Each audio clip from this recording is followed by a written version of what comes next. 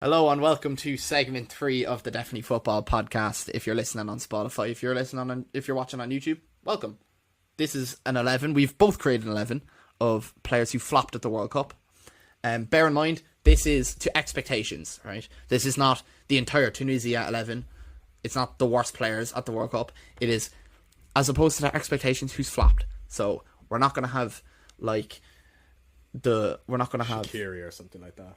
I don't think he was even at it, but we're not going to have horrible play. You might think, oh, this player was the worst player ever, but you probably didn't even think of him before the World Cup. So just bear that in mind. All right, do you want to start with your goalkeeper? I will. I'm picking an unk at the World Cup. Muslera for Uruguay. Yeah. Okay. So I was thinking about him, but I just thought I don't think I even thought about him before the World Cup. I think he's been in goal for Uruguay for so long. It's nearly like a Choa. You expect him to just be good at the World Cup. Something like you just expect him to. Do you know what I mean? Yeah. No, I get he what had you that mean. shocking game where he had half errors. Yeah. It was 2 errors leading to goals, and it's Uruguay also had a very poor tournament.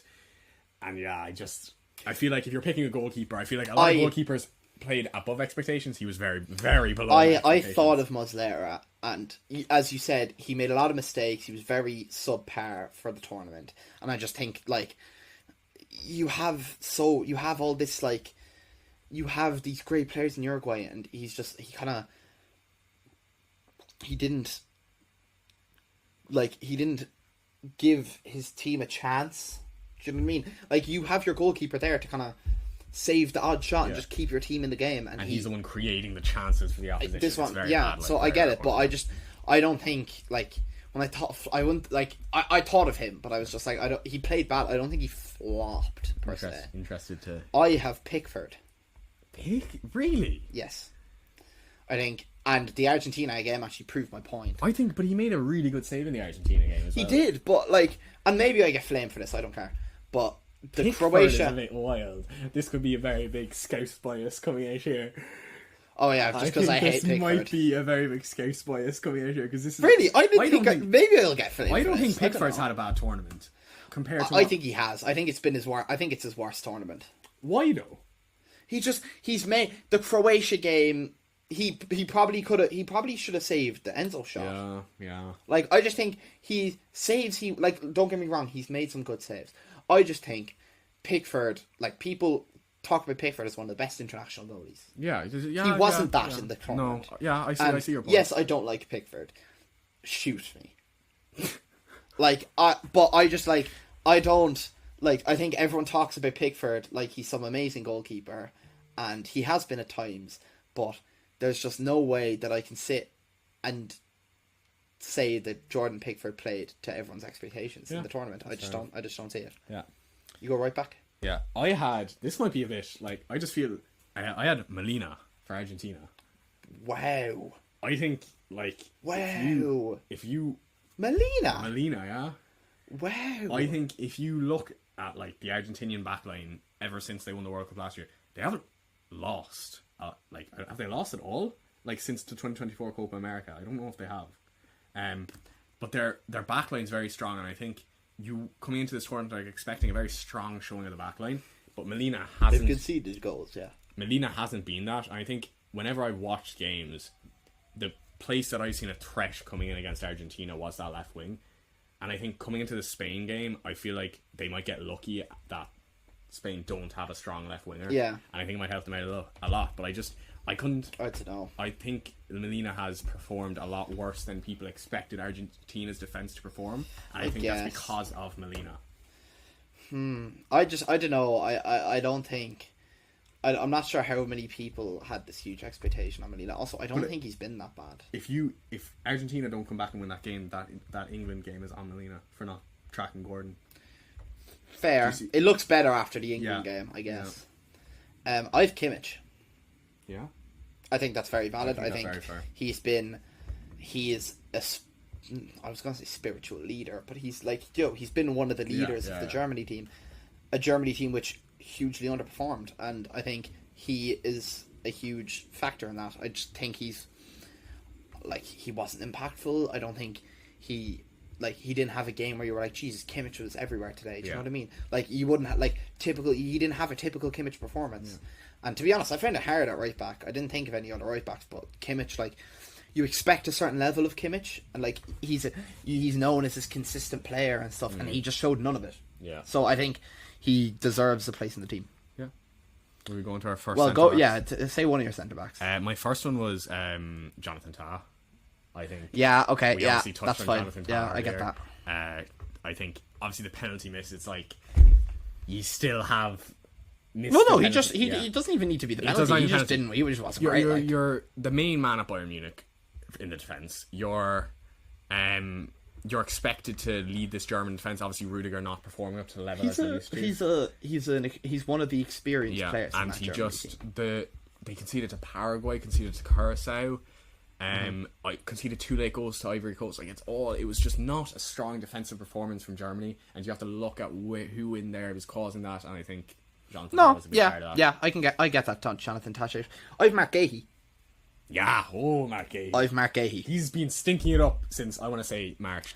Mate, we dodged a bullet. We actually dodged a bullet. I was saying this. I was watching the England game and I was like, I don't like Mark Gahey. We actually dodged a bullet. It's hand holding again. He was handheld by John Stones against England against Argentina. People talk about January signing window saved City, and then Gahey was the man who went and probably you could argue lost the league for them. I think if they win that game, well, yeah, he passed. Yeah, the pass back. Yeah, I think if you win that game, I think they could have won the league. And it's like, people expected, and maybe this doesn't even go for the World Cup. Maybe this goes for Premier League, as you said. He just hasn't been to the standard of what we came to expect from Palace. He was a big leader at Palace. He was their main man. He was class.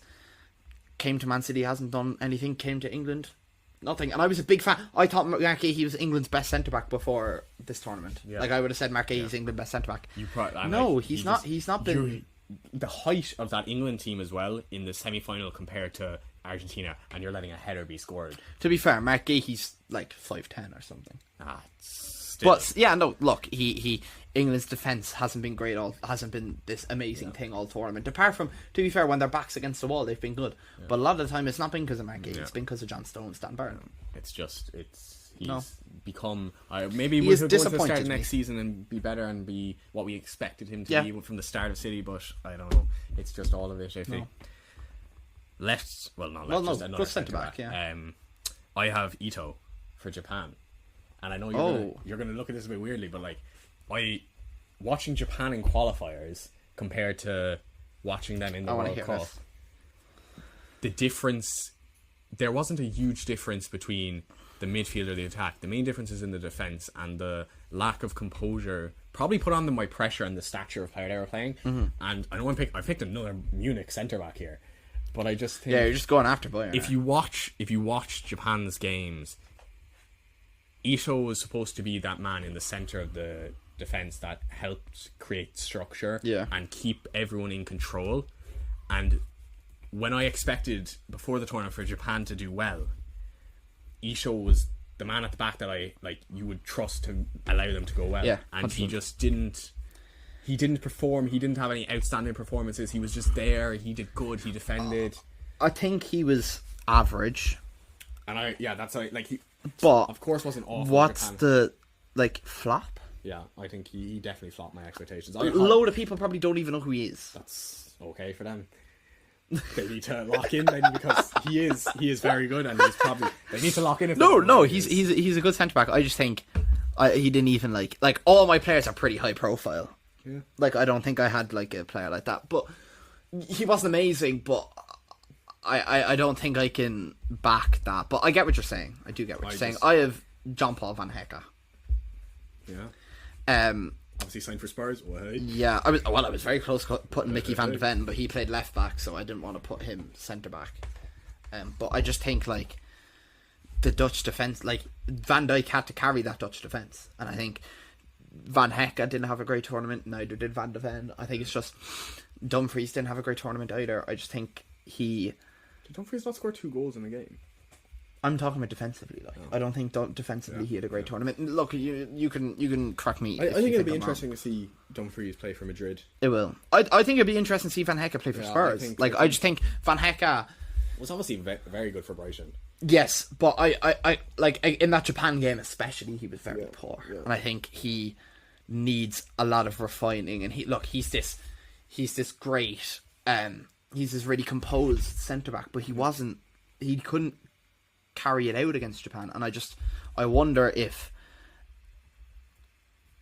like that came into play. I do think that when we talk about Van Hecke, Spurs, going to Spurs, Van de Ven and Romero are very like not rash, but also like very like high action, fiery, go everywhere centre backs. Whereas Van Hecke is more controlled, chilled. So I think that might help Spurs, but in this tournament hasn't impressed me. No, we should have the same left back. Really? Yes. Oh, now I'm worried. Who do you have? Hincapie. Yeah, I think Hincapie too. Okay, thank God. I think Hincapie too. Yeah. I think obviously just hasn't been Ivory good. Coast game got rinsed by Diamande. Got out and out rinse.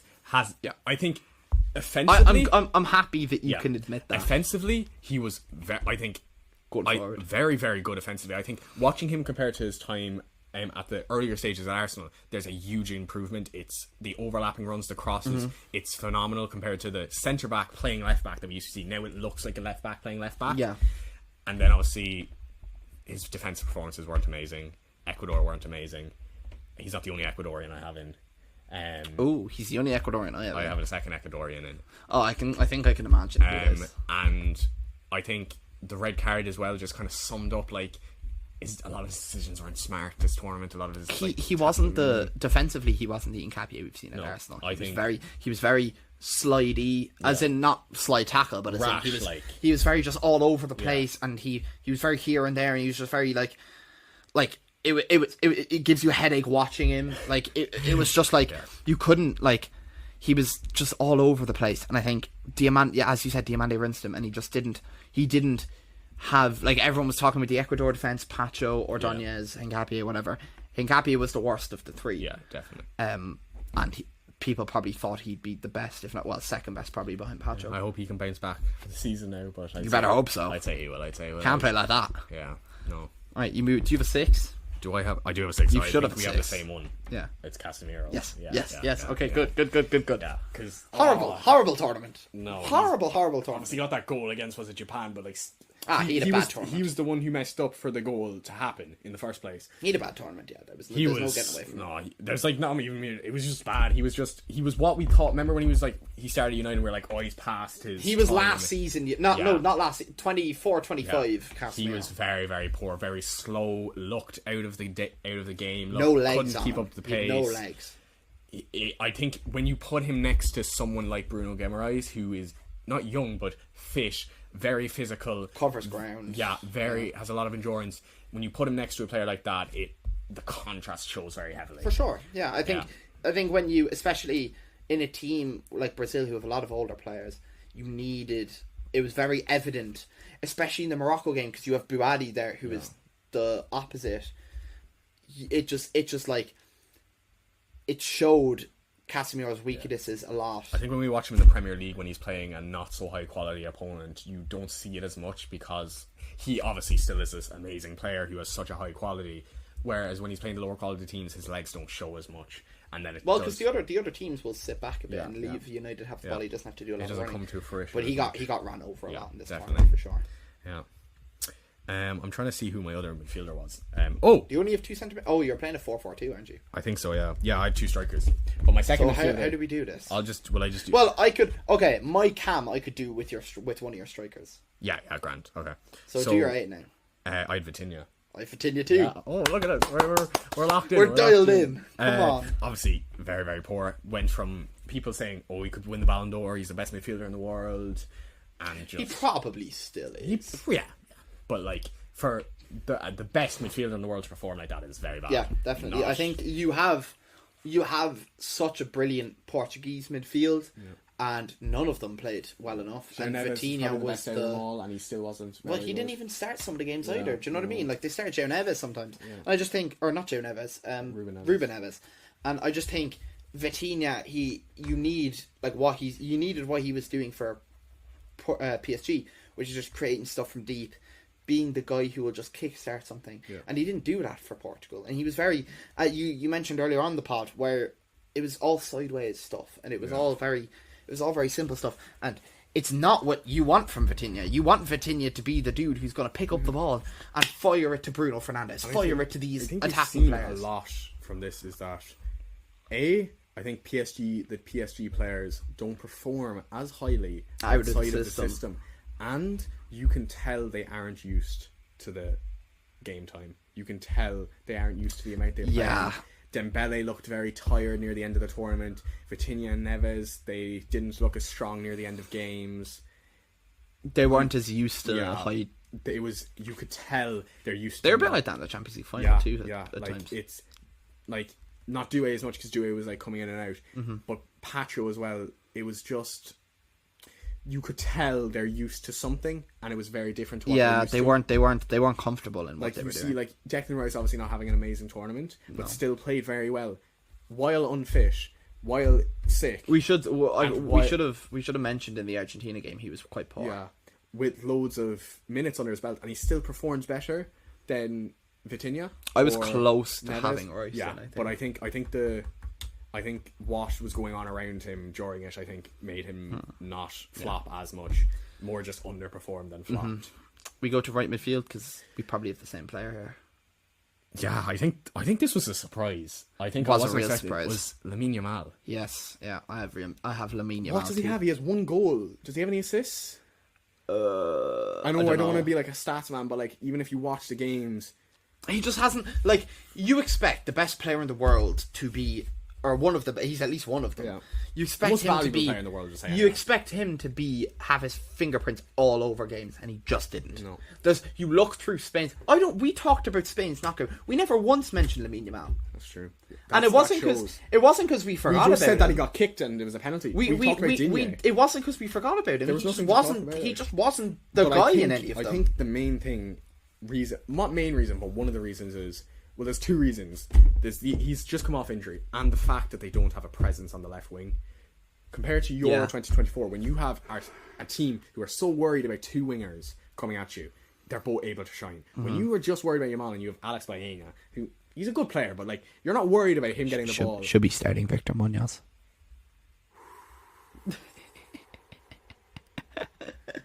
You wouldn't be saying that if he signed for Newcastle. Let me just say that.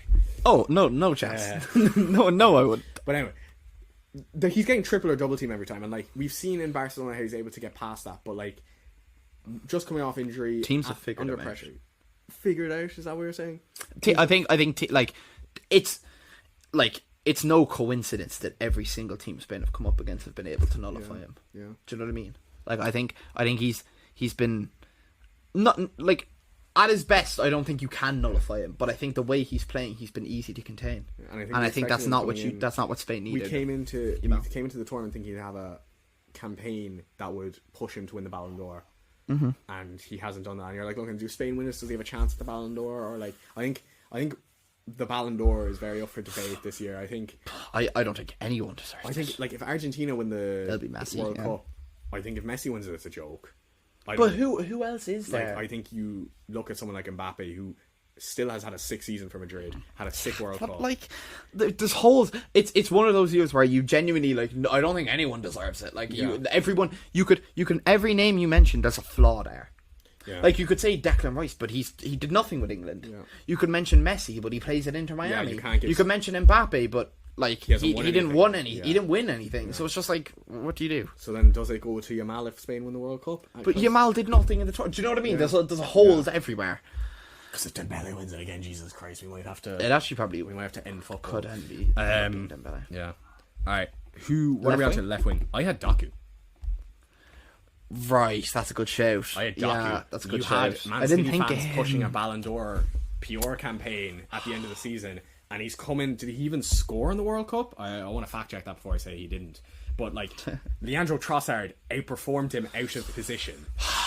No! Don't even make that. No, he did. Leandro Trossard outperformed him out of position, and I think that shows. Yeah, 0 goals, 0 assists. 20 minutes. But can Leandro Trossard the best left winger in the Prem? Is he? Was at one point. Maybe now. Well, he's not in the Prem anymore. Yeah, but that's what I'm saying. You said was the best- not on the pod, but you said he was the best player in the Prem, was and the now he's best gone to Prem the left shit house. winger at this tournament. That's not a bad statement. He was the best Prem left winger. At Please, this tournament. someone, like, I can't think of a name, but best please. Prem left winger at this tournament was Leandro Trossard. Your guy, Mr. Clutch. All I'm gonna say. No. Because the only other Valentine, no. That was not the shot. you just asked for Victor Munoz to be starting, mate. Yeah, but I was half joking. Like, I'm not joking.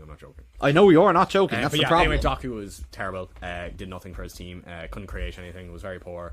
Obviously, missed a game to go have his baby, but still, like, I just think, this is the thing. He left to have his baby and kid. Like, I don't know. Was shocking for all the games before that. Like, he was just. I don't think he was that shocking. Who'd you have? Strike me down. I've Kenan Yildiz. Valid. I think that's. He there you have him as did well. sweet FA for the entire 3 games in the groups. He scored at least. Do you know he didn't score? Jamie Doku. Yeah, but I don't care. Arda Güler clutched up, to be fair, in the last game, as in he left with a good performance. Yildiz, on the other hand, nothing. Very poor, very disappointed in Kenan Yildiz. For a man that eyeing for a move, probably. I don't know. He's tanked his value now. This is the point. He was very sure to stay at Juventus. I don't know. I think if I was Kenan Yildiz, I wouldn't want to stay in the Serie A. Well, no one's he's tanked his value and stock. There's more chance of him getting signed because they're I'd say if he tries to leave Juventus, they're asking for 100+ million, and no one wants to pay. No one's paying that now after that stinker of a tournament. Like Morgan Rogers being put up for 130 million is a wild statement. Yeah. I saw that Fabrizio Romano has to be going crazy with that. There's no way that's a real figure. No one's If paying you that. lot pay for that, If I we swear pay down. for that, I might have to look at. It'll make Verts and Isak look fucking Jesus. cheap as. Alright, will you go with your striker that's not the one that we probably both have? I presume you have I striker. have Ener Valencia. I knew that's who you're gonna have. I do not have him. Absolutely disgraceful. He completely stunk.